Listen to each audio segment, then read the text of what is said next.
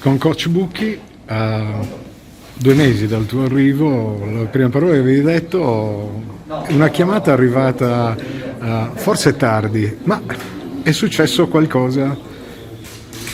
Sì, è successo che il Presidente mi ha convocato in ufficio, mi ha chiesto se volevo prolungare il contratto ed è stata veramente un'occasione bellissima per me di poter abbracciare questo progetto e sono veramente molto contento perché per me è stato veramente un colpo di fulmine, nel senso che mi trovo benissimo qua, sono felicissimo nella società, mi sono subito adeguato a tutte quelle che sono le nostre giornate di lavoro con grande spinta, quindi devo dire sono molto contento di questo nuovo contratto e ringrazio per la fiducia del Presidente e tutta la società. Tornando a quello che è il campionato, 3 gare in 8 giorni, chiaramente le si affronterà una per volta, un'occasione più unica che rara per ricompattare tutto quello che insomma appena prima del Covid vi aveva contraddistinto in positivo.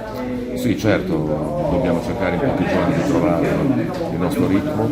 Abbiamo giocato tra l'altro una sola gara in un mese, quella di Coppa Italia, però tra l'altro non eravamo in grande condizione, per cui alla fine credo che sarà molto importante, soprattutto mentalmente, ritrovare quella coesione che abbiamo avuto così ben distinta nella gara di Brindisi. Dobbiamo trovare quel ritmo, quella determinazione.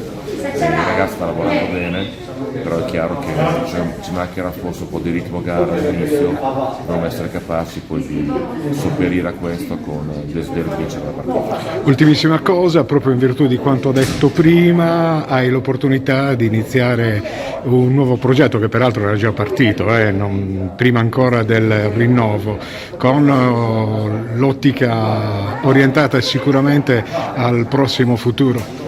Sì, certo, è un progetto lungo e del quale mi sento veramente molto partecipe e quindi ti ripeto, ringrazio veramente la società perché sono molto felice di questo e è molto bello dopo 2 mesi avere questa opportunità e quindi per me è stato veramente un colpo di fulmine, nel senso che mi sono veramente subito integrato, mi è piaciuto molto il mondo Dinamo, quindi avere la possibilità di avere questo prolungamento mi ha fatto veramente grande piacere. Da noi, visto che la terra è sferzata spesso dal maestrale, si dice buon vento coach. Ti ringrazio. Buon vento, esatto, grazie mille. Buon vento, sono felice di più. Anch'io ti ringrazio. Perché poi